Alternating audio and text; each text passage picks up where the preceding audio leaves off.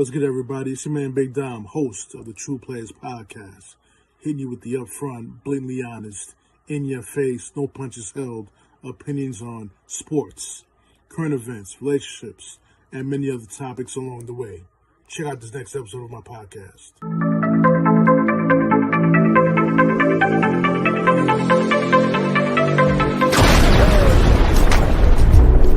You can never be too G'd up for love.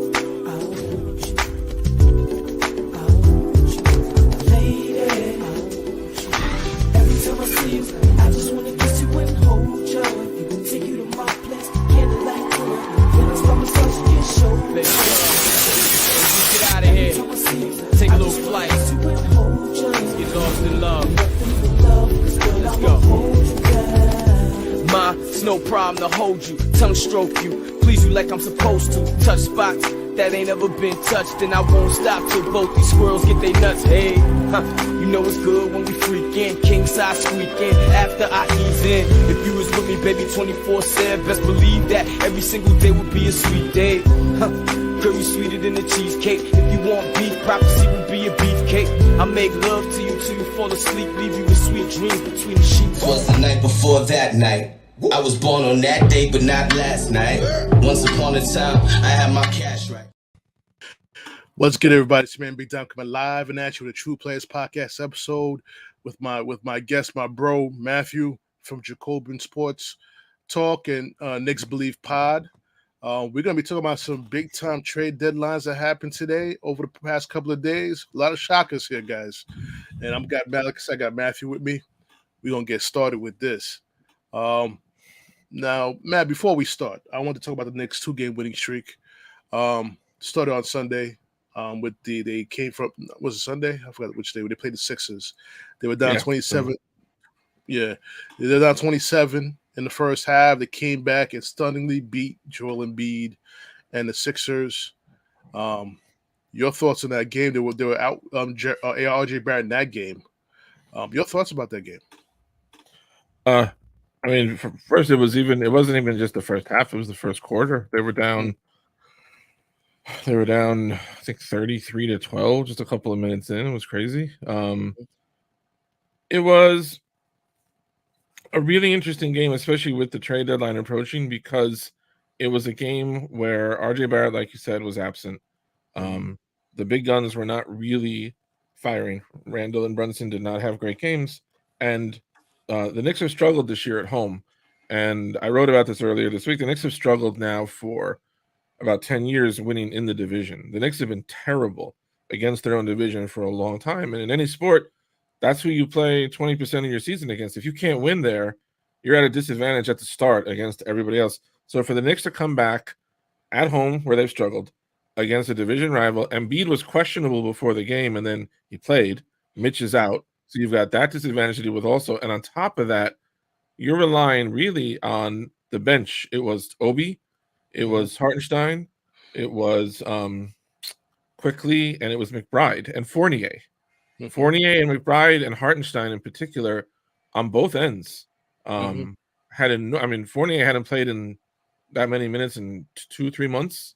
And he has he has flaws. He's not a player that I think a lot of people think going forward matters for this team, but he's a professional. He's a guy that you paid him last year, and he set the franchise record for 3-pointers made.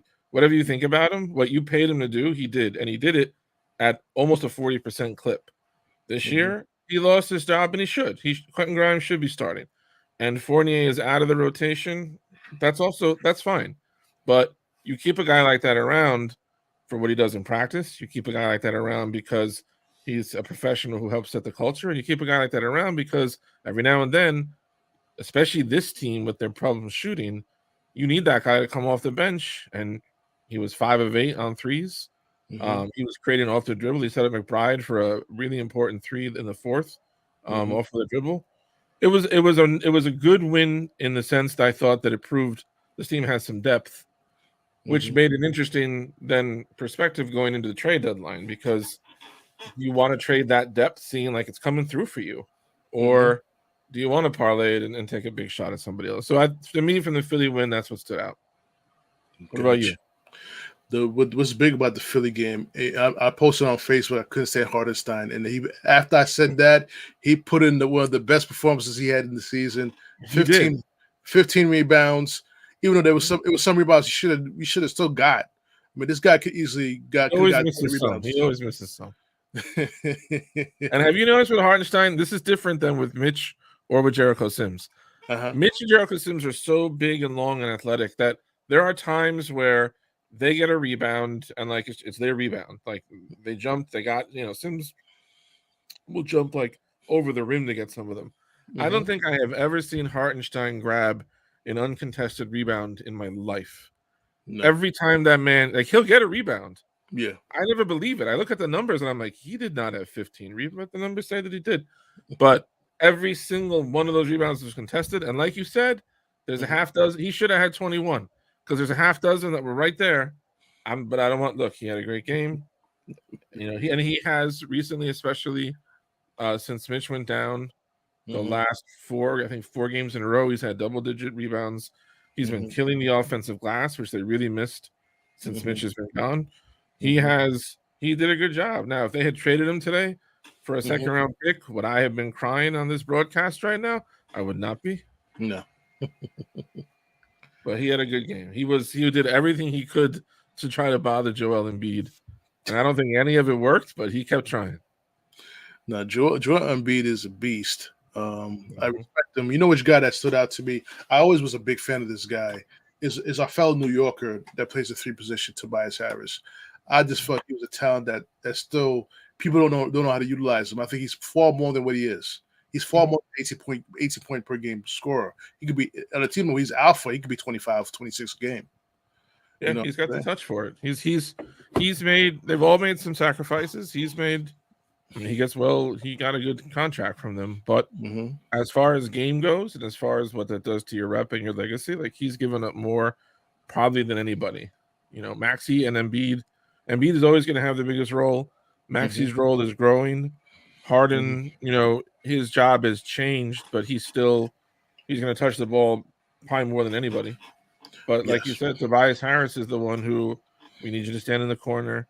We need you on this play just to screen or be decoy. We need you to take 5 fewer shots than you could get, anywhere else. And he does it. He does do it, I think he would have been a perfect fit in this Knicks team right now. There's a lot of talk there. Every year there's a Tobias Harris to the Knicks rumor at some point. And it would have been interesting because, especially if you put him at the 3, it would be very interesting seeing the starting lineup with a 2 and a 3 that can both shoot the way that Harris and Grimes would be able to. RJ, RJ's a different player. It would be interesting to see, like, the spacing would be, I think, really fun to watch. Yes. So, yeah, that was a great game. I like Deuce stepped up. He's a very tough defensive player. He's a little short, 6'1", he's like 6'1", 6'2", little short guy, but he gets in that defense, and he was bothering Maxey, and he was bothering Harden a little bit. Harden, like you said, Harden's role changed. He's more of a facilitator, and he picks his shots now. It's not going to be the Harden that was dropping 40 points in Houston. He's a different guy now. He understands the ball distribution. I think him playing in the D'Antoni system really opened him up to be more of a facilitator in this type of offense. He was kind of groomed for that. And let's face it was a big win for the Knicks. They proved that we could beat a big-time team. We've been feasting on sub-500 teams the entire season. And to get a big win against the Sixers after losing against the Lakers, losing against the Clippers in horrible fashion, where we saw RJ Barrett get benched in the fourth quarter, which has happened the second time this season. It raised eyebrows. And it brought into a lot of question about RJ Barrett as the player that we picked in the third pick 3 years ago. It brings up a lot of question, but I'm going to give my take on it. I feel that the presence of Brunson was much more with ball. He's more ball dominant than any other point guard they ever had. It took away from Barrett, plus moving Barrett to the 3. We spoke about this last year when we went about my podcast for the first time. I mentioned RJ could play the 3. You said no, he cannot because he may not have the strength to do that on an everyday basis. And your theory is proven correct now because his defensive prowess is dropping because he's constantly. is constantly playing against the big threes. And it's taken away from his ability to score and be more efficient with the 3-point shot and all that stuff. And I gotta give it to you. You were on the money with that. I think that's what's hurting him actually. Yeah, RJ, I think to some degree he's been a victim of his circumstance. He was drafted 3rd overall. Most players who are drafted 3rd overall are usually put in a pretty prime position as far as shots go. RJ's first year, Julius Randle got the most shots on the team. Marcus Morris was 2nd while he was still here. RJ was 3rd. The next year, the gap actually grew. That's the year Randle had his great season. He was all NBA second team. Randle's shots went up, RJ's went down, and Emmanuel Quickly, who was a rookie, got more shots per 36 than RJ did. And Derrick Rose, who they brought in that season, also got more shots. So RJ went from, okay, he's your rookie. He's right behind Randle and Morris. Second year, usually maybe you want to give that guy more responsibility. Instead, they dropped him from 2 to 4. Last season is the only time as a Knick that he ever he led the team in shooting. Didn't really go great. And then this season, again, Randle and Brunson both take more. So, like, it seems on the one hand, RJ's greatest strength is probably his scoring. Like, one of the weird things about RJ is that you can't say, oh, you could pick Brunson and say, what does Brunson do really, really well? He's a great ball handler. He's a great, he creates fouls for himself. He's so, his dribble and his handle lets him hesitate and make a lot of moves that will force defenses into fouling him into 3-point opportunities. And he has an amazing mid-range touch, like either on his floater. Those are all things. You look at Julius Randle. What does he do really, really well? He's a brilliant ball handler and passer for his size. He's a better scorer than most. Like, he's a very good rebounder. Like, it's easy to say. When you look at RJ Barrett and you say, what does he do better than most people? It's very hard to say. He's not a better passer. He's not a better rebounder. He can score. He's not an elite, he can score, but he's not an elite scorer. So it's hard to say. Like, and then so when you have that guy, and the question is like, okay, what does he do the best? And like, is he being given the best opportunity to even shine? Because we know Randall's going to get the ball first. We know Brunson's going to get the ball first. Right. But I don't know if you agree with me or not. I think RJ's a hell of a closer. I agree. And we were talking about this before we went on the air, and this is something I wanted to say. And Walt Frazier talks about it all the time in the broadcast. RJ has a quality Jason Kidd used to have. Jason Kidd was a terrible shooter unless there was 3 minutes or less left in the game. And then you didn't want Jason, if you were playing against Jason Kidd, you did not want to see him taking a 3, especially an open one. RJ, for 45 minutes of the game, go ahead. You want to shoot from out there? That's fine. Last 3 minutes? No. Fourth quarters, almost every game, RJ will have 22, and like 15 of them were in the second half. Yeah. That's almost always the case. There is a player similar to RJ Barrett, and I think if the Knicks considered going this way, it could be the best thing for the team and for the player. And there's a guy in the Hall of Fame who was also the number 3 pick overall in the draft. He was drafted to a team in the Knicks division, and when that guy came into the league, for all his talent and as high as he was picked, they put him on the bench, and he became 6th man of the year multiple times. And then after a while, after maybe 6 or 7 years, then he became a starter. It didn't hurt him. He ended up in the Hall of Fame. Kevin McHale. If Kevin McHale was good enough to come off the bench because it let the Celtic bench destroy people, and in the last 5 minutes of the game, like you're talking about with RJ, Kevin McHale was out there. I think RJ on the bench, he gets to be the focus offensively, which is best for him. He doesn't have Randall and Brunson to fight with the ball over. He doesn't have to handle it so much. You've got Quickly, you've got McBride, you got Josh Hart now. You put him on the bench, let him cook, let him do his thing, and then last 5 minutes of the game, he's doing well. Great. RJ's out there. But I just think it would allow you, like we talked about earlier with Tobias Harris, so that you get more spacing for your starters and more offense for your bench, which are both things that the Knicks need. Excellent. And we did see that how RJ came back from his little illness. They came from behind in that game as well. And it's funny. He was shooting bricks first 3 quarters. Then the fourth quarter, all of a sudden he's the focal point. He's the go-to guy. He's the one that's getting the buckets. You can see he made one, and you knew, like, okay, here it is. He gets at the streaks within the game. Yes, he does. He's a streaky shooter. He's streaky over months, and he's streaky within games. So that is all in a nutshell with the New York Knicks. They're going to be facing the Sixers again in Philadelphia on Saturday, I Believe, right? Tomorrow, Friday. Tomorrow. Okay, I'm actually see how that plays out.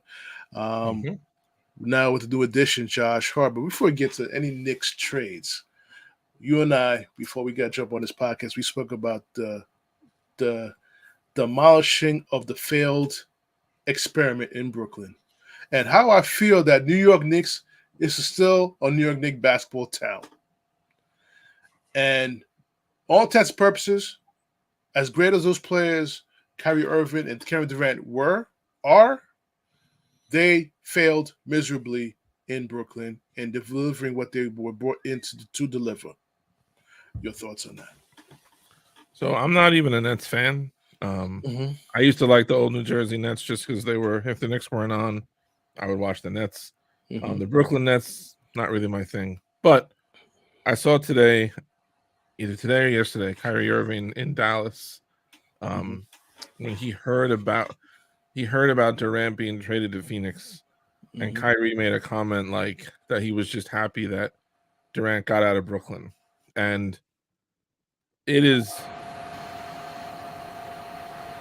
so delicious to see this franchise that is like the ultimate little brother that comes into your space, has done nothing in life to earn anything, but they get the free ride, they get the benefit of being a New York City team, but like nobody really cares. The press isn't on them. The fans, they get all the benefits of being. They got KD and Kyrie. Why? Because it's New York City, and it's New York City NBA because the Knicks have made it that over 75 years. You came in on the back of that. You came in, you got none of the heat, none of the pressure, and then try taking all of the glory and rubbing it in the face of the Knicks. And I'm happy. You could look it up. The day that KD signed with the Nets, I wrote an article about all the reasons why it was good for the Knicks that Kevin Durant had gone to the Nets. You could see this coming a mile away. And for Kyrie to get, let me say this about Kyrie, who's very complicated. I think Kyrie gets a lot of shit he doesn't deserve. But Kyrie also gets a lot of shit that he does deserve. Yeah. Kyrie came to the Nets. He got a max contract. He got it because Durant wanted him here. He wasn't their top choice, but KD wanted him. They got him. He played about 60% of the games that the Nets had so he missed almost half the games. People say that Kyrie is bizarre. Kyrie is unpredictable. No, Kyrie has the exact same mentality that Carmelo Anthony had when he was a player. If you follow Carmelo's career, whatever his heart was, whatever his love was, the easiest way to predict Melo's life was, okay, where is the most money? That's where he's going. I'm not saying that as a judgment. Good for Melo. I'm not at all saying he shouldn't do that, but it was more than most players. Wherever the most dollars was, that's where Carmelo was definitely going. For all Kyrie's supposed weirdness, remember, after last year in the summer, he wants a max deal from the Nets, who obviously have all the leverage at that point after what happened last season, and they're like, no, we're not giving that to you now. So what is his response? His response is, okay, I want permission to go look for sign and trades. And they say, fine. And the reason he's doing that is because he knows there's a market that he's trying to get to while he can get to it, because he wants that max deal. It's 4 years, $198 million. He wants it. Nobody in the summer gives it to him. So he has a choice. He has talked just this week since going to Dallas. He said that Brooklyn disrespected him, that he thought about asking for a trade his first year there. So, okay, we'll take him at his word. If that's true, you're Mr. Like, I go to the beat of my own drummer. I don't follow all the social norms. So this summer, when he saw nobody was going to sign and trade for him, he still had the option of, okay, I will be a free agent. Mm-hmm. I'm going to take less money than I know I can get, but I'm going to take it to be free. And when you're someone who, bless you, like if you're in a position financially where you can say, like, I'll get it back later in life, but right now I got to be happy. Like I have to be somewhere that I'm good. He didn't do it. He picked up that option because it was the most dollars. And again, if that's what you're about, respect. Like I get it, but you can't do that and then be like, but I'm different, but I'm different, but I'm different. Then this year, trade deadline, he wants the extension from the Nets during the season. They tell him we want to wait. Boom, right away. Okay, I want to be traded. And if you pay attention to him, the team that trades for Kyrie, the reason Dallas makes sense and always made more sense than all these other teams, whoever trades for Kyrie this season has his bird rights, which means when he hits free agency this summer, there are 29 teams that have to fit him into the cap if he's going to go there. And he wants about $50 million a year. There's not a lot of teams that are going to have that space. And a lot of the teams that have that space are not looking to give it to Kyrie. So he made sure he got traded to the only place that is so desperate to have him that they're going to pay him that, and they can go over the cap. If you have bird rights, you can go over the cap to resign people. So all of this is it's obviously intelligent. It's the best thing for his career. But don't give me the like, I'm so unpredictable. I don't talk to pawns. I'm different from everybody else. And every single move that you make is taking you toward the last dollar. And that's what the Nets signed up for. You know, the big three, the net big three won 7 playoff games together and made 5 trade requests while they were there. Yeah. And you take that balance. You won 7 playoff games. You had 5 trade requests, and all those guys are now gone. I can't think of anything like this. The only thing I can think of is when the Bulls broke apart, but the Bulls had won all those titles. 6. Yeah, that was different. And that was all because the front office was cheap and they didn't want to pay anymore. This is not that. This is, I can't believe this. I couldn't believe it. And plus, when I heard the trade, I heard Kyrie, they got Spencer Dinwiddie back. They got a good wing back. I thought Kevin Durant was going to stay. Let's see how it is with Dinwiddie. I think they still would have made the second round with Dinwiddie as a point guard. I mean, was a good player. They would have been an interesting. They would have been a very interesting team. Yeah. And I just felt that wow. And then KD all of a sudden slides over to Phoenix again. He bandwagon jumps to the most talented players. Now you got the closest thing to Jordan, which is Devin Booker, in my opinion. As far as the ability to score at will, you got Chris Paul, who is, no matter how old he is, you get into the fourth quarter, he's dangerous. He's Isaiah Thomas. If he's your third best player, you're a pretty good team. And now, is it fair to say you put Phoenix as the favorites to win the West? So, I like Phoenix more than I normally would, and I don't. The reason I would say Phoenix absolutely can win the West is because they have as good a 1-2 punch as anybody in the West. And the West is so weird this year. This is not the year like normally where you'd have like a great Golden State team or a great Houston or the Spurs or like when the Lakers are dominant. You don't have that. Like Denver is not terrifying. They're very good. So can Phoenix beat Denver? Yeah. If you read any of the Denver newspapers and sites today, like they're terrified in Denver about Phoenix. The fans are anyway. Memphis is very good, but like they haven't done anything. Immature team. So yes, Phoenix is more dangerous. I don't like a team that gets thrown together with 25 games left. And remember, KD's coming off the MCL. He should be fine, but normally I don't like that. But the West is so weird this year that it could work. The thing is, by having to trade, they traded Jay Crowder, who wasn't playing, but they traded Crowder. They traded Mikal Bridges. They traded Cam Johnson. They have no one to play defense. You get the wrong matchup. If Phoenix gets the Clippers in the second round, they do not have wings anymore to play Kawhi and Paul George like they did. If Phoenix gets Denver, if they get Memphis, even Dallas, maybe Phoenix does not have really that defense that they had. So the right matchup, they'll kill. You know, you put them against the right team, they'll blow them out 4 games out of 4. But if someone can run with them, and a lot of teams in the West can, then we got to see about that defense. I don't know.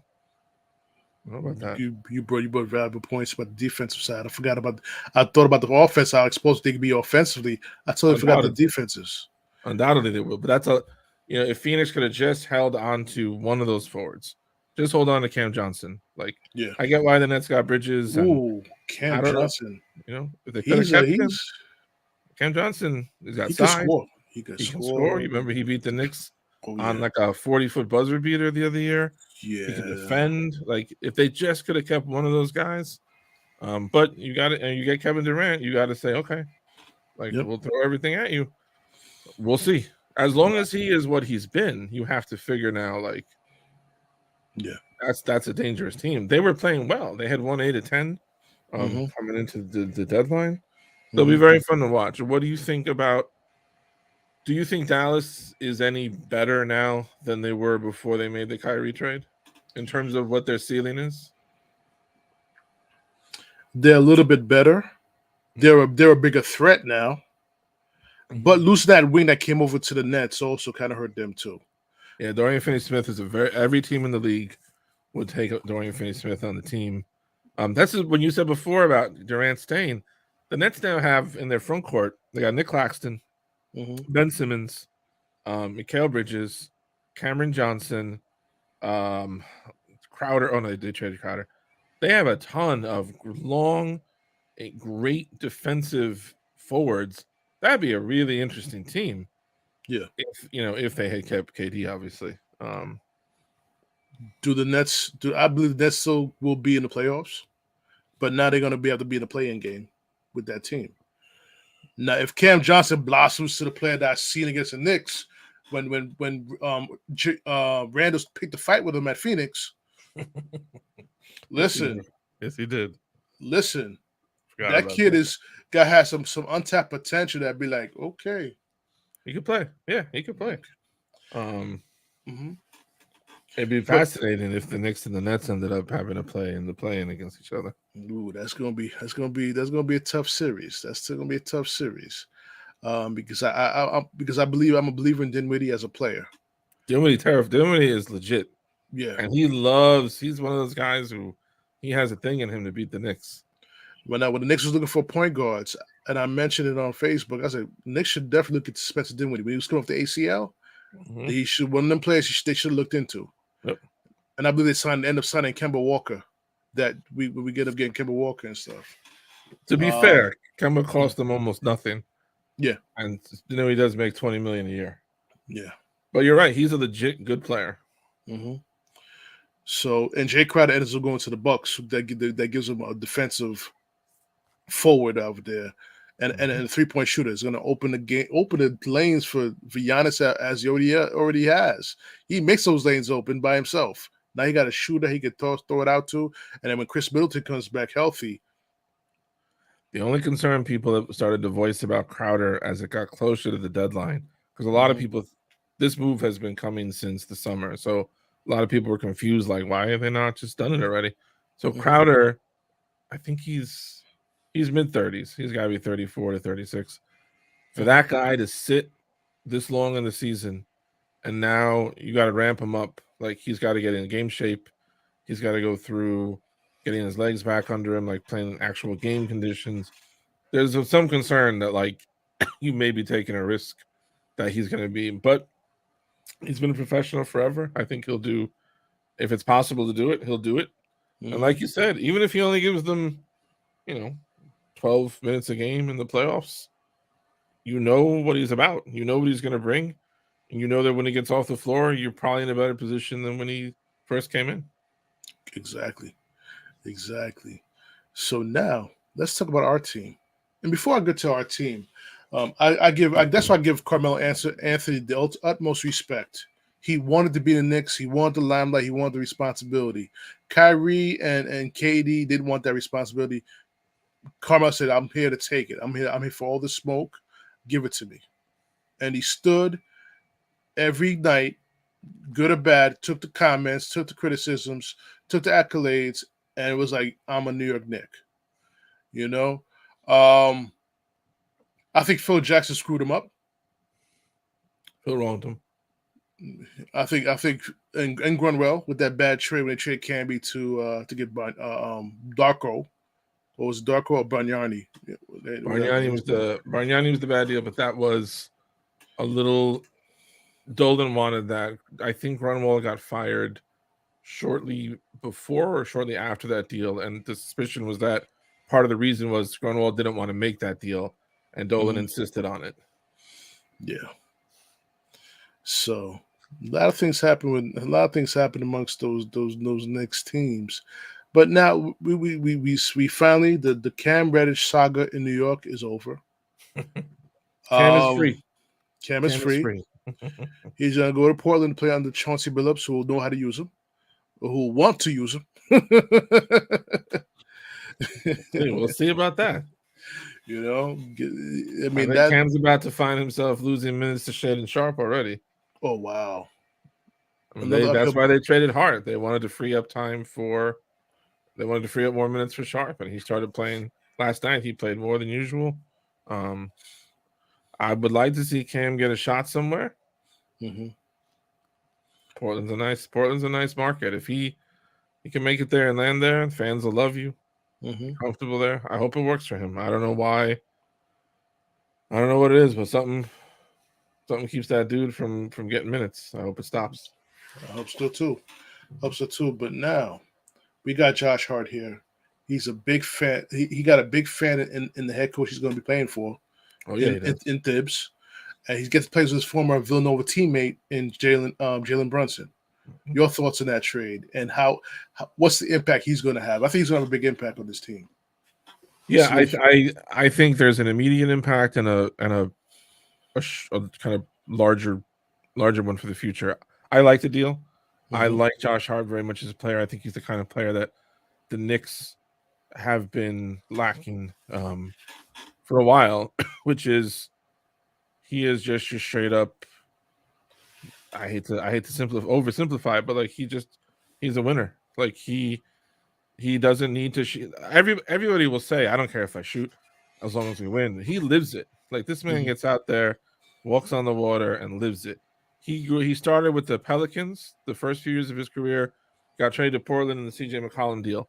The moment he got traded to Portland, this is when Dame Lillard was out. It was last season. And now McCollum was gone. He took a ton of shots. They wanted him to, and he did. Took a ton of threes. And he does everything else. He's a plus defender. Last year, if he had taken enough shots to qualify, he would have set the NBA record. He would have been the first guard ever to shoot 60% from two over a full season. He's extremely efficient inside. He gets to the basket all the time. He takes good shots that he knows that he can make. He is a better rebounder than a lot of power forwards and centers are. He averages over 8 rebounds a game. I just read he's the only other players his size or smaller to average as many rebounds as he has is Jason Kidd and I'll have to look it up and find it for you. But like he's an elite rebounder. He gets like 4 assists a game. The only question with Josh Hart, 2 things really. He's a free agent this summer. He has a player option. He probably won't pick it up because it's only for $13 million, and he can get more from that in an extension. The thinking is his agents are also Julius Randle's agents. They're both from CAA. They're Leon Rose guys. Like you said, he's Thibodeau has been vocally in love with him for a long time. Brunson is obviously a friend of his. I don't think there's any question they will extend him. But the other question, and this has been an issue that the Portland has had trouble with this year, for some reason this season, nobody knows why, he has completely given up trying to shoot 3-pointers to the point that it has sabotaged their offense at times, like where sets will come to a dead halt because he will not shoot the ball. His percentage is down, and if you look at his career, he's a weird player in that the first half of his career he started taking way more threes and way fewer twos, and now that's reversed again, where he's cut way down on. So he's a very interesting kind of career arc as a player, but as a 6'5", he's a wing who doesn't need the ball. He's tough. You know, the Knicks get killed this year on the defensive glass. Yeah. I think that's a major reason they did this. I'm very excited about it. The one thing I've been curious about, and the trade kind of answers it for me. I've wondered, like, are the Knicks, like, are they looking to win as soon as possible, or are they looking to, like, let's build with this young core, and we'll add to it? I think they want to win now, because when you trade for, he's going to be 28 in March, and then you're going to extend him into his end of his 20s, into his 30s. You're not doing that because you're thinking 5 years from now. Like, right. Clearly, and by getting, my God, I already forgot who we're talking about. By getting Josh Hart, you now have the ability to trade potentially Grimes or Quickly in a deal, because Grimes could replace Quickly as kind of your wing off the bench, as a guard off the bench if you want. If he defends, he rebounds. Or you could trade Grimes. I wouldn't do it, but you could potentially trade Grimes and stick Hart in the starting lineup, and he's a very good defender. He's a very, very. I'm really happy with the move. I think New York will absolutely love him. Yeah. So all in all, we have flipped Kevin Knox, who didn't get a chance in New York either, for Josh Hart. in so many words, in so many trades. Oh my God! Yeah, yeah, you're right. We did. Yeah. and Kevin Knox ends up in he's also in Portland now. He got misdirected. He got traded to Golden State, but now they're sending him to Portland. So, very interesting. Yeah, a lot of symmetry there. Wow. Another player who didn't get enough playing time, in my opinion. They brought in Markieff Morris and screwed up his development, and now he's lost. His career's lost. I never understood why. I never understood drafting Knox, because I never understood what the plan was to put him and Porzingis together, because Porzingis was very clear about not wanting to play center, which meant, which is funny because once he got traded, he's been a center basically ever since. But when he was with the Knicks, he said he didn't want to play center. If he had agreed to play center, which was his best position, Kevin Knox is a 4. Kevin Knox is not a rebound. He can't rebound with big guys like that at the 4. But he's not. So if you say, okay, he's not a 4, we play KP at 4, we'll play Knox at 3.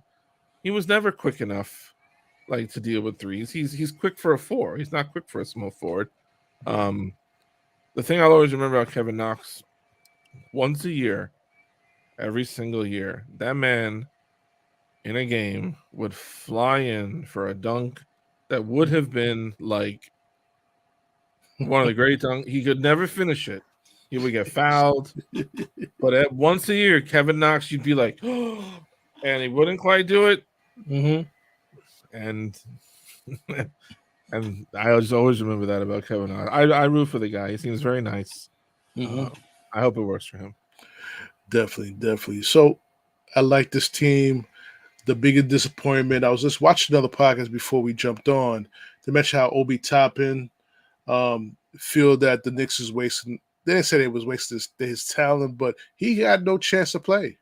Yeah. He has no chance to play. He's just a spot-up shooter in the corner. And I mentioned that if he could develop his perimeter game, you can give him some minutes at the 3. He's athletic enough to play the 3. I think so. But he needs to know how to shoot that ball consistently and to play the 3.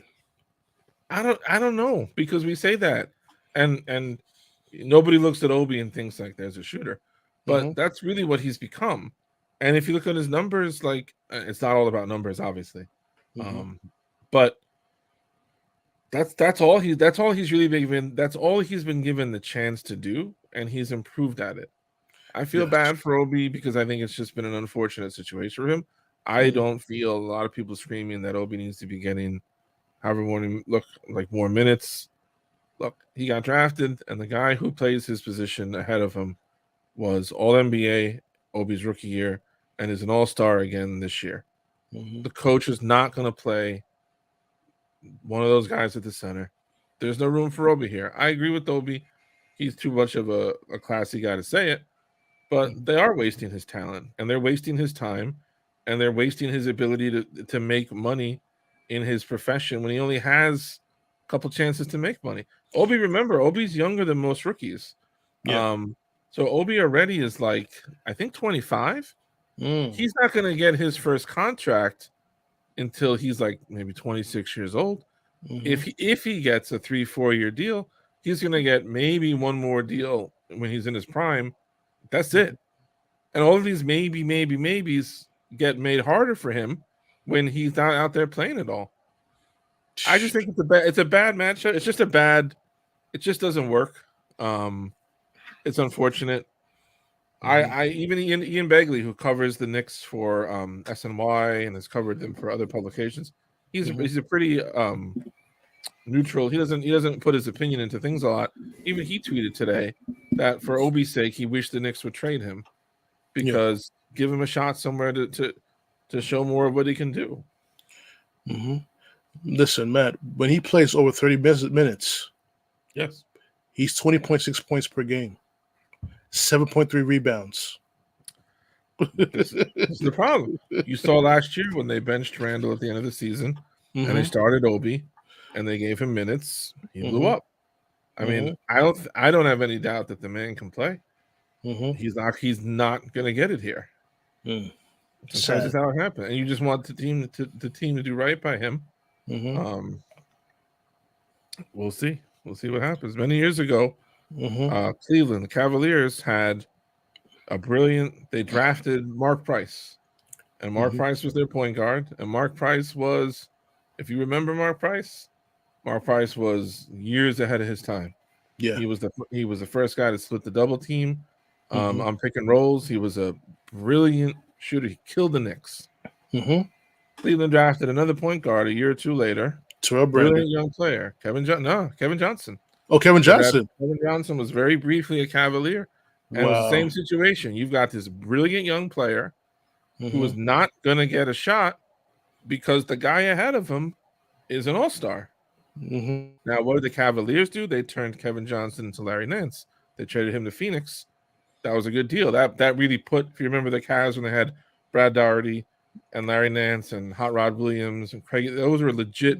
Magic Johnson in the 80s called them the team of the 90s. Like, they were expected to run the league. They made that kind of deal. The Knicks, unfortunately, have probably hurt Obi's value. Yeah. By never playing him. So do the right. But here's the problem.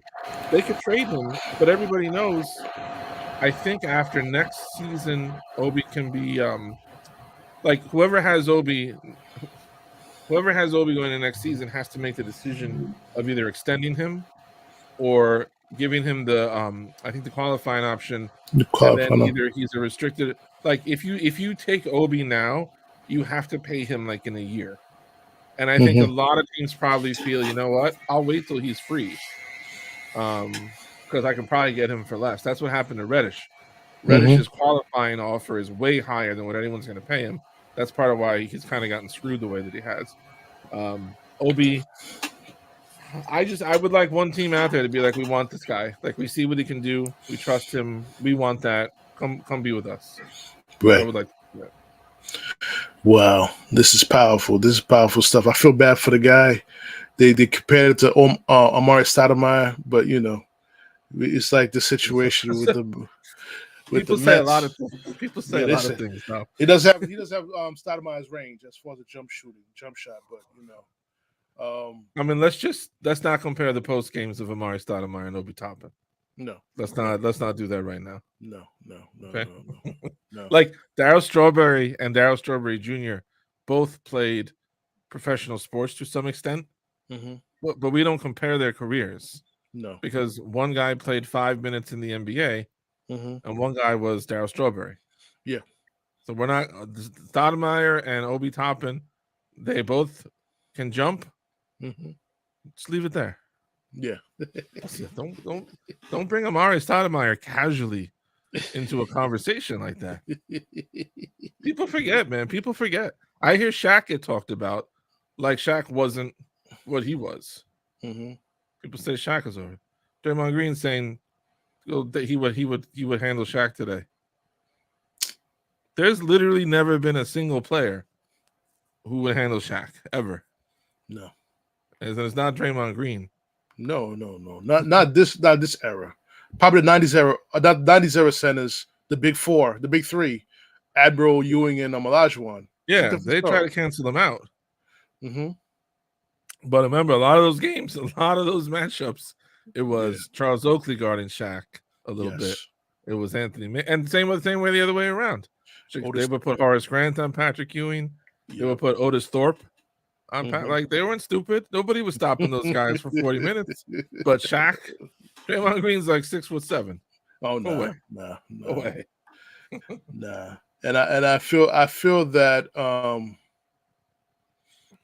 I feel Ewing and Olajuwon and Admiral and Shaq could have played in this era. Their PPGs would have been much higher. If those guys had come up now with their size, and you could, like Ewing was basically almost a 3-point shooter when he didn't need to be. He would have been a 3-point shooter. I mean, Robinson was an incredible athlete in transition. Olajuwon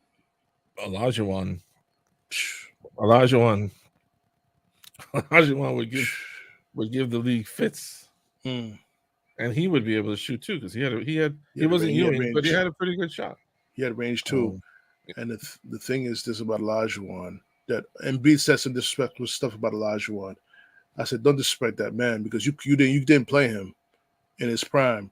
I watched Olajuwon in the Western Conference Finals in 1995 destroy David Robinson, an all-world defensive center. All-world. That year. MVP. Destroyed David Robinson that year. He killed him. And then he swept Shaq right afterwards. Yep. I had tears for David Robinson that whole series because it was just destruction.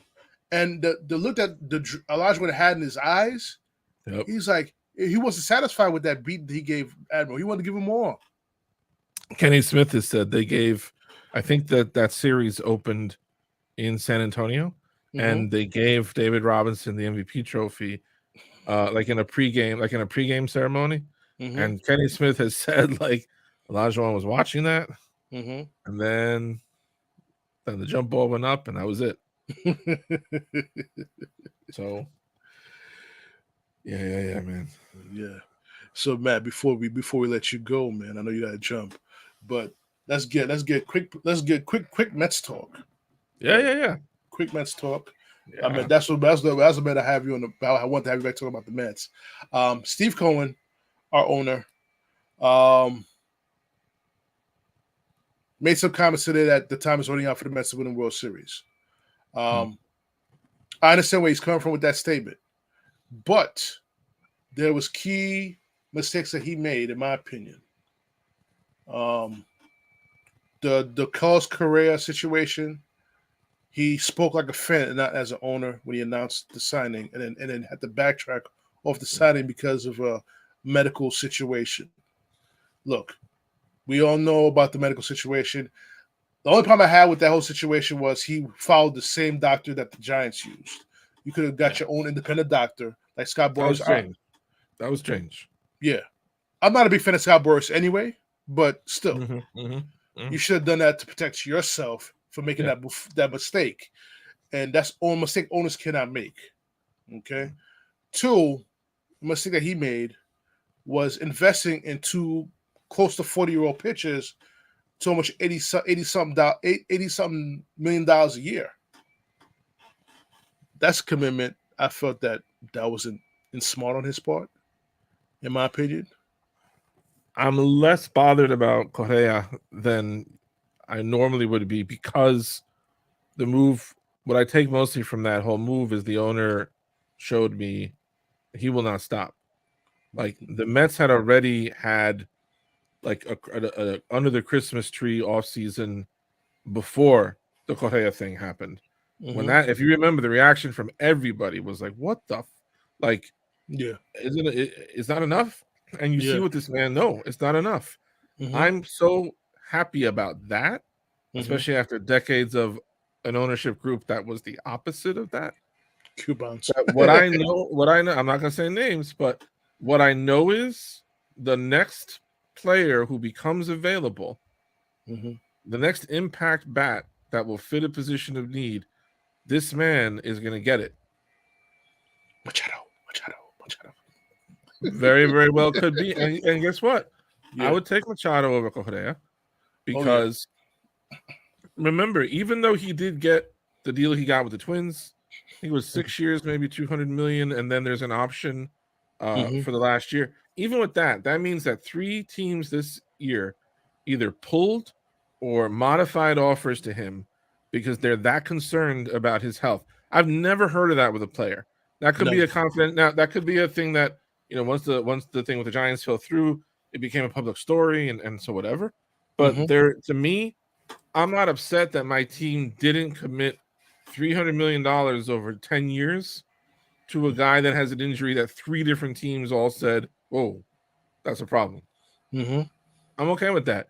Now, I don't know who's going to be next, but someone during the season is going to be available, and the Mets are going to have all the money they didn't spend on Correa.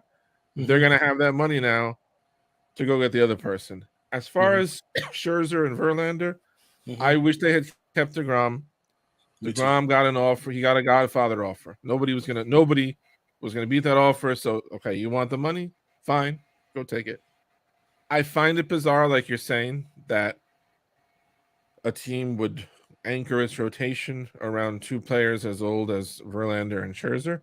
I would guess, and I've read some stuff like where they've talked about it, Verlander seems to be a very unusual case where all of the data about, you know, the velocity and the amount of spin he gets on the ball, and other than that 1 year, he did miss a whole year. Right? I don't remember if it was Tommy John surgery or whatever, but he's been tremendous since then. He's always been tremendous.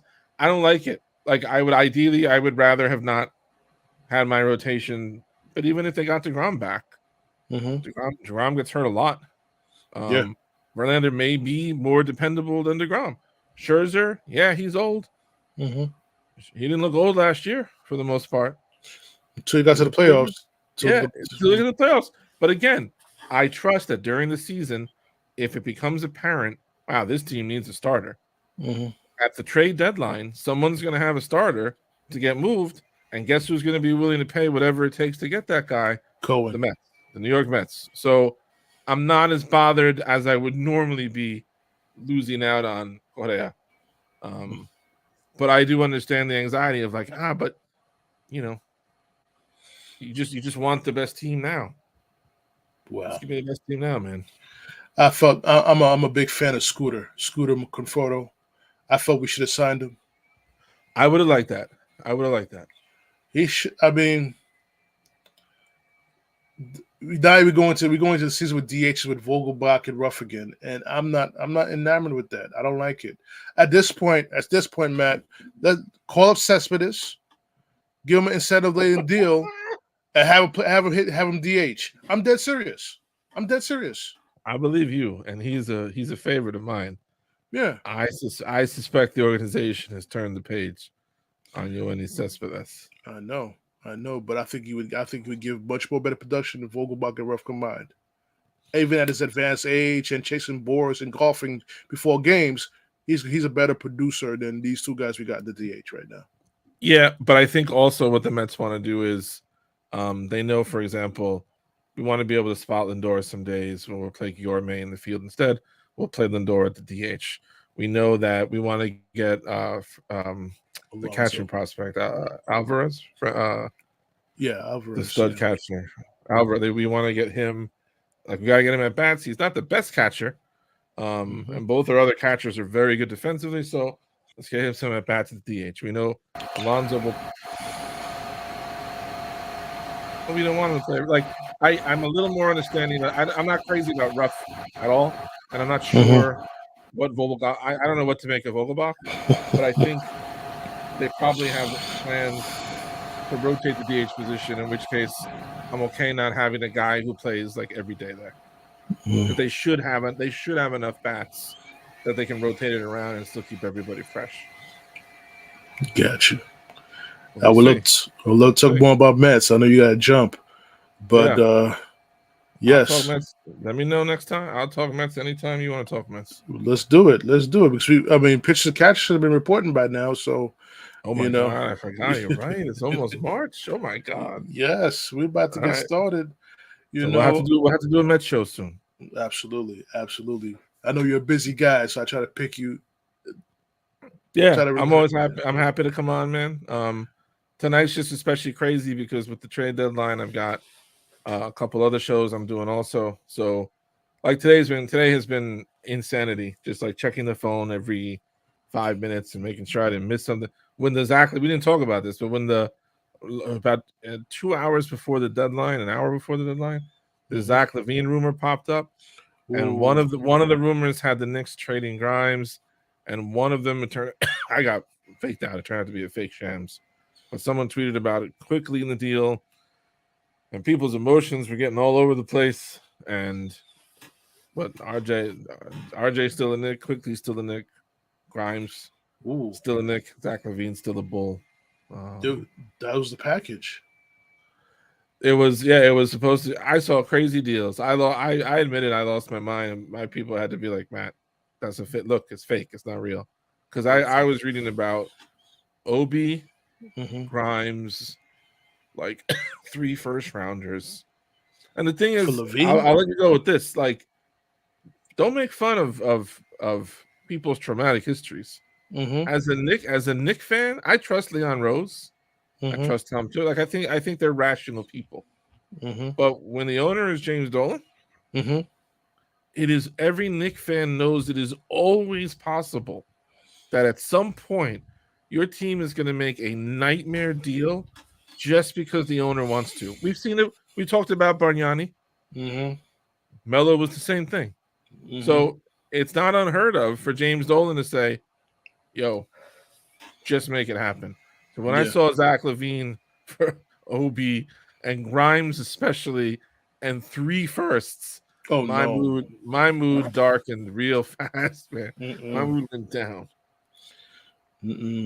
Can't do that trade. No, and you can't tease a Knicks fan like that. That's not right. No. You make that trade for Booker, not for LaVine. Exactly. And that's in my head. I was like, they didn't give that up for Donovan Mitchell. Why are they giving it up for Zach LaVine? And my brain is like trying to make sense of it. You know? Trying to make sense of it, man. But this is great. It's great having you on the show. I do thank you for your time. You joined us. We will have that Mets talk.